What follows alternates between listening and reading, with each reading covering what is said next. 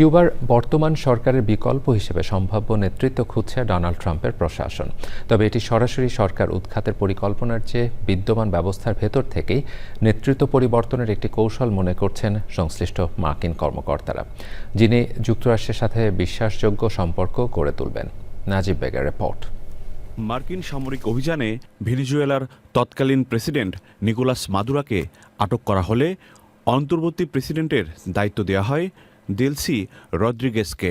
Trump প্রশাসনের কর্মকর্তাদের বিশ্বাস, কিউবাতেও এমন একজন নেতা খুঁজে পাওয়া সম্ভব, যিনি প্রয়োজনে যুক্তরাষ্ট্রের সঙ্গে সহযোগিতামূলক সম্পর্ক গড়ে তুলবেন। কিউবা ইস্যুতে সিআইএ গোপনে একটি বিশেষ টাস্কফোর্স গঠন করেছে। এর মাধ্যমে কিউবা সরকারের উপর আরও সমন্বিত চাপ প্রয়োগের প্রস্তুতি নেওয়া হচ্ছে বলে মনে করছেন মার্কিন কর্মকর্তারা।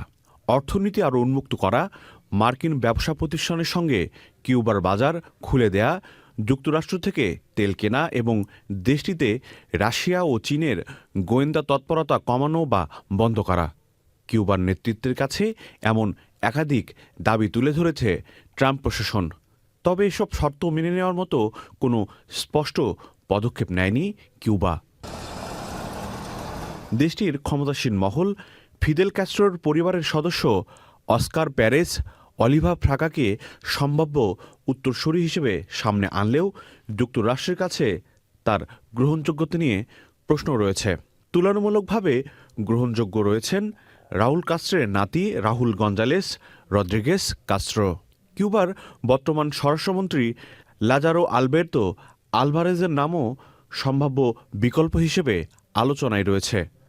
যুক্তরাষ্ট্র রাজি থাকলেও হাভানার বর্তমান সরকারই দুদেশের সম্পর্কের উন্নতির পথে বাধা হয়ে দাঁড়িয়েছে বলে মনে করছেন মার্কিন কর্মকর্তারা।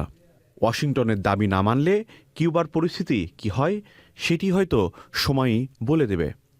নাজিব বেগ, চ্যানেল আই।